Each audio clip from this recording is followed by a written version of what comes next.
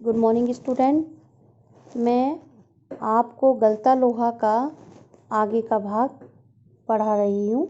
इस प्रकार है। प्राइमरी स्कूल की सीमा लांघते ही, लांघना यानी पार करना ही मोहन ने छात्रवृत्ति प्राप्त कर त्रिलोक सिंह मास्टर की भविष्यवाणी को किसी हद तक सिद्ध कर दिया तो साधारण हैसियत वाले यजमानों की प्रोताई करने वाले बंशीधर तिवारी का फैसला बढ़ गया और वे भी अपने पुत्र को पढ़ा लिखाकर बड़ा आदमी बनाने का स्वप्न देखने लगे। पीढ़ियों से चले आते पैतृक धंधे ने उन्हें निराशा कर दिया था। दान दक्षिणा के बूते पर वे किसी तरह परिवार का आधा पेट भर पाते थे। मोहन पढ़ लिखकर वंश का दारिद्र्य मिटा दे, यह उनकी हार्दिक इच्छा थी। दारिद्र्य यानी गरीबी को मिटा दे, पढ़ लिखकर बड़ा होकर गरीबी को मिटा दे, और यह उनकी बहुत प्रबल इच्छा थी। लेकिन इच्छा होने भर से ही सब कुछ नहीं हो जाता। आगे की पढ़ाई के लिए जो स्कूल था वह गांव से 4 मील दूर था। 2 मील की चढ़ाई के अलावा बरसात के मौसम में रास्ते में पड़ने वाली नदी की समस्या अलग थी। तो भी बंशीधर ने हिम्मत नहीं हारी और लड़के का नाम स्कूल में लिखा दिया। परिस्थितियां कैसी भी हों, हमें परिस्थितियों से उभरकर आगे बढ़ने के लिए रास्ता तय करना ही होता है। बच्चों, हमारे सामने विषम से विषम परिस्थितियां आती हैं, लेकिन हमारा जो लक्ष्य होता है उसको हमें हासिल करना पड़ता है, तभी ईश्वर हमें उसका फल प्रदान करता है। बालक मोहन लंबा रास्ता तय कर स्कूल जाता और छुट्टी के बाद थका मादा घर लौटता तो पिता पुराणों की कथा विद्या व्यसनी बालकों को उदाहरण देकर उसे उत्साहित करने की कोशिश करते रहते। वर्षा के दिनों में नदी पार करने की कठिनाई को देखते हुए बंशीधर ने नदी पार के गांव में एक यजमान के घर पर मोहन का डेरा तय कर दिया था। वर्षा का दिन था, नदी पार करके जाना पड़ता था, तो बंशीधर ने क्या करा, एक यजमान के यहाँ पर उसके लिए रोकने का फैसला किया। घर के अन्य बच्चों की तरह मोहन खा पीकर, खाना वाना खाकर स्कूल जाता और छुट्टियों में नदी उतार पर होने पर गांव लौट आता था। नदी का जो बहाव था कम हो जाता था तो अपने घर चला जाता था। संयोग की बात, एक बार छुट्टी के पहले दिन जब नदी का पानी उतार पर ही था और मोहन कुछ घसियारों के साथ नदी पार कर घर आ रहा था, तो पहाड़ी के दूसरी ओर भारी वर्षा होने के कारण अचानक नदी का पानी बढ़ गया। पहले नदी की धारा में झाड़ झकाड़ यानी पेड़ की जो डालियां हैं कटीली, उसको झाड़ झकाड़ कहते हैं, और पात पतेल आने शुरू हुए थे, पत्ते वत्ते आना शुरू हुए थे।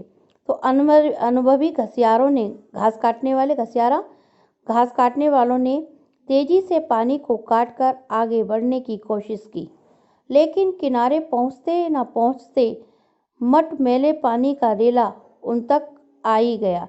क्योंकि बच्चों, आपको पता है कि पानी किसी का भी सगा नहीं होता है।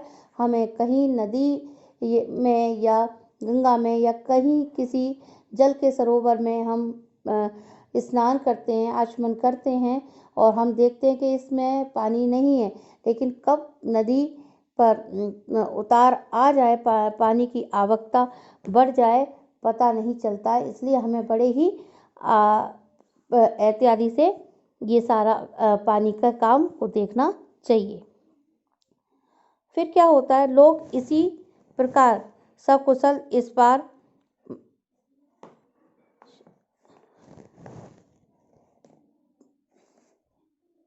घसियारों ने तेजी से पानी को काटकर आगे बढ़ने की कोशिश की, लेकिन किनारे पहुंचते पहुंचते मटमैले पानी का रेला उन तक आ ही पहुंचा। वे लोग किसी प्रकार सकुशल इस पार पहुंचने में सफल हो सके।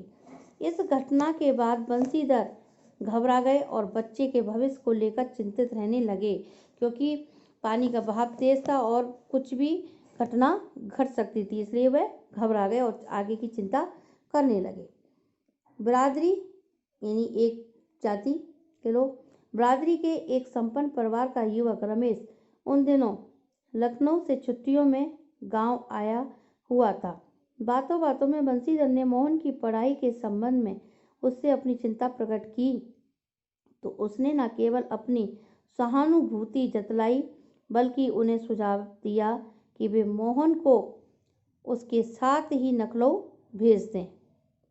घर में जहाँ 4 प्राणी हैं, एक और बढ़ जाने में कोई अंतर नहीं पड़ता, बल्कि बड़े शहर में रहकर वह अच्छी तरह पढ़ लिख सकेगा। ये बंसीधर ने सोचा कि उसे अपने बिरादरी के जो परिवार है उसके साथ में उनको भेज दें लखनऊ, तो एक पढ़ लिख कर कुछ अच्छा बन जाएगा। बंसीधर को जैसे रमेश के रूप में साक्षात भगवान मिल गए हों।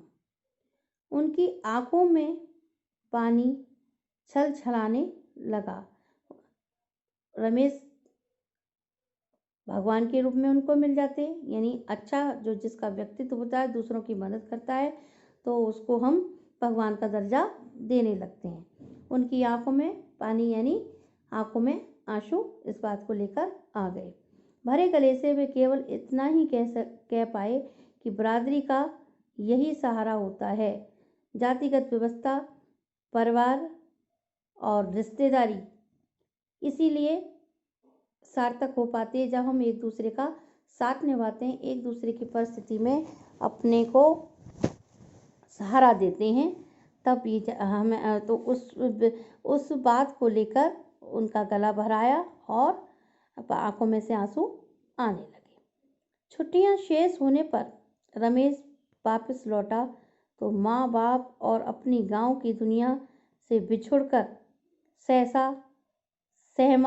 सहमा सा मोहन भी उसके साथ लखनऊ आ पहुंचा। अब मोहन की जिंदगी का एक नया अध्याय शुरू होता है। घर की दोनों महिलाएं, जिन्हें वह चाची और भाभी कह कहकर पुकारता, उनका हाथ बटाने के अलावा धीरे धीरे वह मोहल्ले की सभी चाचियों और भाभियों के लिए काम काज में हाथ बटाने का साधन बन गया। यानी घर में भी जो उनके महिला थी उनको चाची भाभी कहता था, उनका घर में हाथ बटाता था और धीरे धीरे मोहल्ले में भी वह सबका हाथ बटाने लगा। मोहन, थोड़ा दही तो ला दे बाजार से। कोई जब बच्चा होता है तो कुछ ना कुछ अपेक्षा उससे होती है दुकान से सामान मंगाने की, तो कोई क्या कहता, मोहन थोड़ा दही ला दे बाजार से। मोहन, ये कपड़े धोबी को दे तो आ। मोहन, 1 किलो आलू तो ले आ। ये सब होता रहा। औसत दफ्तरी बड़े बाबू की हैसियत वाले रमेश के लिए मोहन को अपना भाई बिरादर बतलाना अपने सम्मान के विरोध जान पड़ता था और उसे घरेलू नौकर से अधिक हैसियत वह नहीं देता था। इस बात को मोहन भी समझने लगा था, क्योंकि बंसीधर ने जिस मोहन को अपने बिरादरी भाई के साथ में पढ़ने के लिए लखनऊ भेजा और वहाँ परिवार में उसे इतना उलझा दिया कि वह एक नौकर बनकर रह जाता है, वह भी ये इस बात को समझने लगा। थोड़ी बहुत हीला हवाली करने के बाद रमेश ने निकट के ही एक साधारण से स्कूल में उसका नाम लिखवा दिया। एक छोटे से स्कूल में उसने कहा जब उसका नाम लिखवा दिया, लेकिन एकदम नए वातावरण और रात दिन के काम के बोझ के कारण गांव का वह मेधावी छात्र शहर के स्कूली जीवन में अपनी कोई पहचान नहीं बना पाया। क्योंकि हम जब तक मेधावी थे, हम अपने घर में खुश थे, और अगर हम किसी के घर जाते हैं तो उसके अनुसार हमें अपना जीवन जीना पड़ता है। तो मोहन के साथ में भी वही हुआ। गांव में वह मेधावी छात्र की श्रेणी में आता था। उसके पिता ने यह सोचा कि शहर में जाकर वह बहुत ऊंची पहचान बनाएगा, पढ़ लिख कर अच्छा बड़ा आदमी बन जाएगा। लेकिन यहाँ पर मोहन की स्थिति थोड़ी अलग हो चुकी थी, क्योंकि जिनके यहाँ पर वो गया था उसको सिर्फ एक नौकर का दर्जा दिया जा रहा था, और आस पड़ोस के लोग भी उससे कोई ना कोई कार्य करवाते रहते थे। इस सब के बाद मोहन समझने लगा कि अब उसको क्या करना चाहिए। तो उसने अपनी बात को रखा। तो रमेश ने एक पास के ही छोटे से स्कूल में उसको क्या कर दिया, दाखिला करा दिया, नाम लिखवा दिया। लेकिन एकदम नए वातावरण और रात दिन के काम के बोझ के कारण गांव का वह मेधावी छात्र शहर के स्कूली जीवन में अपनी कोई पहचान नहीं बना पाया। गांव में तो वो बहुत तीव्र बुद्धि का बालक था, लेकिन शहर में वह अपनी पहचान नहीं बना पाया था, क्योंकि उसका पढ़ाई से संबंधित कोई उसका साथ नहीं दे पा रहा था। उसका जीवन एक बधाई लीक पर चलता रहा। साल में एक बार गर्मियों की छुट्टी में गांव जाने का मौका भी तभी मिलता जब रमेश या उसके घर का कोई प्राणी गांव जाने वाला होता। वरन उन छुट्टियों को भी वह अगले दर्जे की तैयारी के नाम पर उसे शहर में ही गुजार देना पड़ता था। यानी वह अपनी स्कूल की जो गर्मियों की छुट्टी होती हैं उसमें भी वह अपने गांव नहीं जा पाता था, क्योंकि वह रमेश के परिवार पर आश्रित था। वो जाते तो उसको भी लेकर जाते, लेकिन ऐसा नहीं हो पा रहा था। अगले दर्जे की तैयारी तो बहाना भर थी। अगले दर्जे यानी अगली क्लास की तैयारी करना की तैयारी का तो एक बहाना थी। सवाल रमेश और उसकी गृहस्थी की सुविधा असुविधा का था। रमेश की गृहस्थी अच्छी तरीके से चल रही थी, क्योंकि वह मोहन से कुछ ना कुछ काम करवाते रहते थे। मोहन ने परिस्थितियों से समझौता कर लिया था, क्योंकि और कोई चारा भी नहीं था। मोहन भी उन परिस्थितियों में क्या अपने आप को ढालने लगा। उसके पास में कोई चारा नहीं बचा था। घर वालों को अपनी वास्तविकता स्थिति बताकर वह दुखी नहीं करना चाहता था। बंसीधर उसके सुनहरे भविष्य के सपने देख रहे थे। 8वीं कक्षा की पढ़ाई समाप्त कर छुट्टियों में मोहन गांव आया हुआ था। जब वह लौटकर नखलो पहुंचा तो उसने अनुभव किया कि रमेश के परिवार के सभी लोग जैसे उसकी आगे की पढ़ाई के पक्ष में नहीं है। बात घूम फिरकर जिस ओर से उड़ती वह इसी मुद्दे पर जरूर खत्म हो जाती कि हजारों लाखों बीए एमए मारे बेकार फिर रहे हैं। ऐसी पढ़ाई से अच्छा तो आदमी कोई हाथ का काम सीख ले। उसने ऐसा सोचा कि जब पढ़े लिखे लोग ऐसे घूम रहे हैं तो इससे अच्छा तो कोई ना ऐसा काम हाथ की कारीगरी सीख ली जाए। रमेश ने अपनी किसी परिचित के प्रभाव से उसे एक तकनीकी स्कूल में भर्ती कर दिया। मोहन की दिनचर्या में कोई विशेष अंतर नहीं आया था।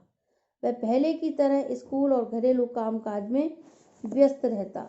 धीरे धीरे 1.5-2 वर्ष का यह समय भी बीत गया और मोहन अपने पैरों पर खड़ा होने के लिए कारखानों और फैक्ट्रियों के चक्कर लगाने लगा। बंसीधर से जब भी कोई मोहन के विषय में पूछता तो वह उत्साह के साथ उसकी पढ़ाई के बाबत बताने लगते और मन ही मन उसको विश्वास था कि वह एक दिन बड़ा अफसर बनकर लौटेगा। लेकिन जब उन्हें वास्तविकता का ज्ञान हुआ तो न सिर्फ गहरा दुख हुआ बल्कि वे लोगों को अपने स्वप्न भंग की जानकारी देने का साहस भी नहीं जुटा पाए, क्योंकि बंसीधर ने ऐसा विश्वास कर लिया था कि मेरा बेटा मोहन शहर में जाकर पढ़ लिख कर एक बड़ा अफसर बनकर आएगा। लेकिन मोहन को रमेश के परिवार में रहते हुए इतना काम काज करना पड़ा, काम का बोझ, उसकी पढ़ाई पूरी नहीं हो पाती थी और वह कारखाने में लग गया था। अपने माता पिता का विश्वास नहीं जीत पाया और अपनी कमजोरी को नहीं बता पाया। बंसीधर ने जब भी कोई मोहन के विषय में पूछता तो वह उत्साह के साथ उसकी पढ़ाई की बाबत बताने लगते और मन ही मन क्या होता था, उनको विश्वास था कि एक दिन बड़ा अफसर बनकर लौटेगा। लेकिन जब उन्हें वास्तविकता का ज्ञान हुआ तो सिर्फ गहरा दुख हुआ, बल्कि वे लोगों को अपने स्वप्न के बारे में जानकारी देने का साहस तक नहीं जुटा पा रहे थे। धनराम ने भी एक दिन उनसे मोहन के बारे में पूछा था। घास का एक तिनका तोड़कर दांत खोदते हुए उन्होंने बताया था कि उनकी सेक्रेटेरिएट में नियुक्ति हो गई है और शीघ्र ही विभागीय परीक्षाएं देकर वह बड़े पद पर पहुंच जाएगा। धनराम को त्रिलोक सिंह मास्टर की भविष्यवाणी पर पूरा यकीन था। ऐसा होना ही था। उसने सोचा, दांतों के बीच में तिनका दबाकर असत्य भाषण का दोष न लगने का संतोष लेकर बंसीधर आगे बढ़ गए थे। धनराम के शब्द मोहन लला बचपन से ही बड़े बुद्धिमान थे, उन्हें बहुत देर तक कचोटते रहे। त्रिलोक सिंह मास्टर की बातों के साथ साथ बचपन से लेकर जब तक के जीवन के कई प्रसंगों पर मोहन और धनराम बातें करते रहे। धनराम ने मोहन के हसुए यानी मैंने आपको पहले भी बताया, घास काटने का लकड़ी नुमा लोहे का यंत्र, हसुए के फाल को बेंत से निकालकर भट्टी में तपाया और मन लगाकर उसकी धार गढ़ दी। किस तरीके से उसकी धार को गढ़कर गर्म कर दिया। गर्म लोहे को हवा में ठंडा होने में काफ़ी समय लग जाता है। लोहा अगर गर्म हो तो उसको ठंडा करने में बहुत सा समय लग जाता है। धनराम ने उसे वापस बेंत पहनाकर मोहन को लौटाते हुए जैसे अपनी भूल चूक के लिए माफ़ी मांगी हो। बेचारे पंडित जी को तो फुर्सत नहीं, लेकिन किसी के हाथ भिजवा देते तो मैं तत्काल बना देता। मोहन ने उत्तर में कुछ नहीं कहा, लेकिन हसुए को हाथ में लेकर वह फिर वहीं बैठा रहा, जैसे उसे वापस जाने की कोई जल्दी ना रही हो। बच्चों, आपने देखा कि एक मेधावी छात्र जो गांव में मेधावी उत्तीर्ण की श्रेणी में आता था, प्रतिभावान आता था, लेकिन एक शहरी जीवन में जाकर उसका जीवन पढ़ाई लिखाई से हट गया और एक कारीगरी सीखने में वह लग गया और एक हाथ की उसने जब सीखा कि पढ़े लिखे लोग भी किस तरीके से अपने जीवन में नाकाम से हो रहे हैं, और तब उसने ये कारीगरी में अपना मन रमा लिया। सामान्य तौर से ब्राह्मण टोले के लोगों का शिल्पकार टोले में उठना बैठना नहीं होता था। किसी काम काज के सिलसिले में यदि शिल्पकार टोले में आना ही पड़ा तो खड़े खड़े बातचीत निपटा ली जाती थी। ब्राह्मण टोले के लोगों को बैठने के लिए कहना भी उनकी मर्यादा के विरुद्ध समझा जाता था। पिछले कुछ वर्षों से शहर में जा रहने के बावजूद मोहन गांव को इन मान्यताओं से अपरिचित हो ऐसा संभव नहीं था। धनराम मन ही मन उसके व्यवहार से असमंजस में पड़ा था, लेकिन प्रकट में उसने कुछ नहीं कहा और अपना काम करता रहा।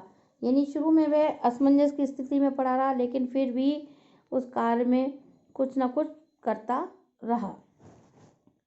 लोहे की एक मोटी छड़ को भट्टी में गलाकर धनराम गोलाई में मोड़ने की कोशिश कर रहा था। लोहे की एक छड़, क्योंकि लोहे से कितने सारे यंत्र बनते हैं, यह आपको पता है, कितने सामान बनते हैं आपको पता है। लोहा हो या लकड़ी हो, वह आकार में ढलकर कुछ ना कुछ एक नया रूप आकार दे देती है। लोहे की एक मोटी छड़ को भट्टी में गलाकर धनराम गोलाई में मोड़ने की कोशिश कर रहा था। एक हाथ से सणासी पकड़कर जब वह दूसरे हाथ में हथौड़ों की चोट मारता तो निहाई पर ठीक घाट में सिरा न फंसने के कारण लोहा उचित ढंग से मुड़ नहीं पा रहा था। मोहन कुछ देर तक उसे काम करते हुए देख रहा था। फिर जैसे अपना संकोच त्याग कर उसने दूसरी पकड़ से लोहे को स्थिर कर लिया और धनराम के हाथ से हथौड़ा लेकर नपी तुली चोट मारते अव्यस्त हाथों से धौंकनी फूंक कर लोहे को दोबारा भट्टी में गर्म करते और फिर नियाई कर रखकर उसे धौंकते पीटते सुगड़ गोले का रूप दे डाला। मोहन का यह हस्तक्षेप इतनी फुर्ती और आकस्मिक ढंग से हुआ था कि धनराम को चूक का मौका भी नहीं मिला। यानी मोहन का यह हस्तक्षेप इतना फुर्ती और इतनी जल्दी हुआ कि धनराम को उसको चूक का भी थोड़ा सा कहने का भी मौका नहीं मिला। वह आवक मोहन की ओर देखता रहा। उसे मोहन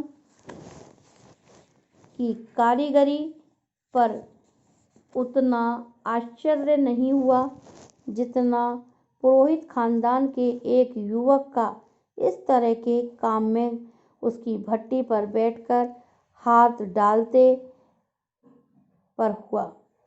वह संकित दृष्टि से इधर उधर देखने लगा, क्योंकि जिस गोलाई पर उसने आकार दिया और मोहन ने उसको बखूबी निभाया, तो उस पुरोहित खानदान के उस युवक को भट्टी पर बैठकर उसे बड़ा ही आश्चर्य भी हुआ और दृष्टि से इधर उधर देखने लगा। धनराम की संकोच, असमंजस और धर्म संकट की स्थिति से उदासीन मोहन संतुष्ट भाव से अपने लोहे के छल्ले की त्रुटिहीन गोलाई को जांच रहा था। मोहन क्या कर रहा था? उदासीन मोहन संतुष्ट, यानी उसको एक संतुष्टि का भाव, आत्मा से एक ऐसा भाव उभर कर आया कि लोहे के छल्ले को त्रुटिहीन यानी गलती से गोलाई की जांच कर रहा था। वह देख रहा था कि इसकी गोलाई की जांच किस प्रकार होती है, और क्योंकि धनराम को देखते हुए वह उसका मन भी करा कि किस प्रकार से उसकी गोलाई की जांच हो। उसने धनराम की ओर अपनी कारीगरी की स्वीकृति पाने की मुद्रा में देखा और मोहन ये सोचता रहा कि धनराम भी उसे कारीगर के रूप में स्वीकृति देने की इच्छा जाहिर कर दे तो वह भी आगे बढ़े। उसकी आंखों में एक सर्जक की चमक थी, यानी काम सीखने की जो ललक थी वह साफ चमक रही थी, जिसमें न स्पर्धा थी और न ही किसी प्रकार की हार जीत का भाव। मोहन के अंदर जो स्पर्धा थी, सीखने की ललक, धनराम से लोहे की कारीगरी का जो सीखने का भाव था, वह किस प्रकार उसके मन में समा गया था। क्योंकि आपको मैंने पहले भी बता दिया कि मोहन कितना मेधावी छात्र था। अंत में निष्कर्ष रूप में मैं आपको इस पाठ का सार बताना चाहूँगी कि किस प्रकार मोहन ने अपने पिता की आशाओं पर खरा उतरने की कोशिश की, लेकिन जब वह गांव से मेधावी छात्र अपने शहर रमेश के रिश्तेदार रमेश जी के यहाँ जाता है और वहाँ रमेश जी ने जो उसके साथ में उसको आगे नहीं बढ़ने दिया और उनको हौसला उसके पिता को दिया था, वह वादा पूरा नहीं किया। फिर उसके बाद में खिन्नता के साथ में वह अपने गांव लौट आता है और धनराम के साथ में रहकर जो उसने कारीगरी सीखी उसके बारे में उसके बारे में कुछ नहीं कहा जा सकता, क्योंकि बच्चों हम किसी भी कार्य को करते हैं निष्ठा से करते हैं, सीखते हैं, हमें तो आगे बढ़ना है किसी न किसी कार्य को लेकर।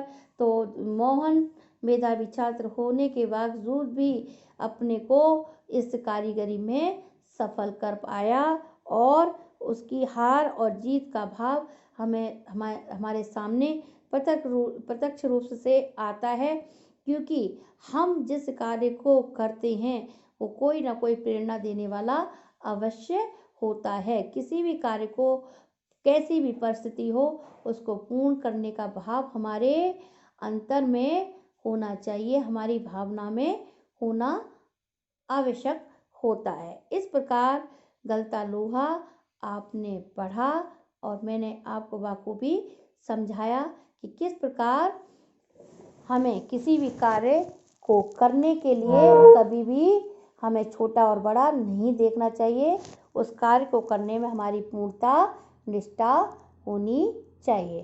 तो बच्चों इस प्रकार आपका चैप्टर गलता लोहा समाप्त होता है। इसके क्वेश्चन आंसर इस प्रकार हैं जो आपको करने हैं। क्वेश्चन आंसर मैं आपको समझानी हूँ। कहानी के उस प्रसंग का उल्लेख करें जिसमें किताबों की विद्या और धन चलाने की विद्या का जिक्र आया है। यानी जो आपने कहानी में पढ़ा कि किताबी ज्ञान और एक धन चलाने की विद्या का जिक्र आया, उसके बारे में आपको बताना है कि किस प्रकार किताबी ज्ञान हमें कहाँ तक पहुँचाता है और एक जो कारीगरी है, धन कमाने की ललक है, वो हमें कहाँ तक पहुँचाती है, इसका आपको उल्लेख करना है। नेक्स्ट, धनराम मोहन को अपना प्रतिद्वंदी क्यों नहीं समझता था? क्योंकि धनराम के अंदर ऐसी भावना थी नहीं, क्योंकि उसके पास में मोहन जब आया था तो उसने धीरे धीरे उस कारीगरी को सीखा। लोहे के किस प्रकार लोहा गलाया जाता है, किस प्रकार लोहे की गोलाई का आकार दिया जाता है, तो प्रतिद्वंदी नहीं समझता था, क्योंकि वह धीरे धीरे सीख रहा था। ठीक है। नेक्स्ट है आपका, धनराम को मोहन के किस व्यवहार पर आश्चर्य होता है और क्यों? ये भी आपको करना है। धनराम को मोहन के किस व्यवहार पर आश्चर्य होता है? धनराम को किस प्रकार आश्चर्य होता है कि वह धीरे धीरे जब लोहा गला रहा था, लोहे की छड़ को गला रहा था और उसका आकार दे रहा था गोलाई में, तो उसको देखकर उसका आश्चर्य होता है, वह बार बार उसको देख रहा था। तो धनराम को आश्चर्य हुआ कि किस प्रकार मोहन के अंदर कार्य करने की क्षमता है और कारीगरी सीखने की पूरी इसके अंदर निष्ठा है। ठीक है। नेक्स्ट क्वेश्चन है, मोहन के लखनऊ आने के बाद के समय को मोहन ने उसके जीवन का एक नया अध्याय क्यों कहा? क्योंकि मोहन जब गांव छोड़कर लखनऊ पढ़ने के लिए गया, अपने बिरादरी के रमेश के यहाँ पर रहा, तो उसको सिर्फ घरेलू कामकाज में तब्दील कर दिया गया और उसको इसकी पढ़ाई पर ध्यान नहीं दिया गया। और वापस जब लौट कर आता है तो वह एक कारीगर के रूप में प्रतिष्ठित हो जाता है। ठीक है। नेक्स्ट है, मास्टर त्रिलोक सिंह के किस कथन को लेखक ने जवाब के चाबुक कहा है और क्यों? ये आपको करना है। फिर है आपका 6 क्वेश्चन, बिरादरी का सही सहारा होता है। इसमें आपको बताना सही किसने किससे कहा, किस प्रसंग में कहा, किस आशय से कहा, क्या कहानी में ये आशय स्पष्ट हुआ है, ये आपको बताना है। नेक्स्ट है आपका, उसकी आंखों में एक सर्जक सी चमक थी, कहानी का यह वाक्य किसके लिए कहा गया, किस प्रसंग में कहा गया, यह पात्र विशेष के किन चारित्रिक पहलुओं को उजागर करता है। तो बच्चों ये क्वेश्चन आंसर मैंने आपको डिस्कस कर लिए हैं, तो आपको अपनी कॉपी पर ये प्रश्नोत्तर करने हैं, छाट कर करिएगा। और नेक्स्ट आपको देखेंगे ग्रामर या आपको पदभाग पढ़ाया जाएगा। ठीक है, आप इस चैप्टर को कंप्लीट कर लें। धन्यवाद।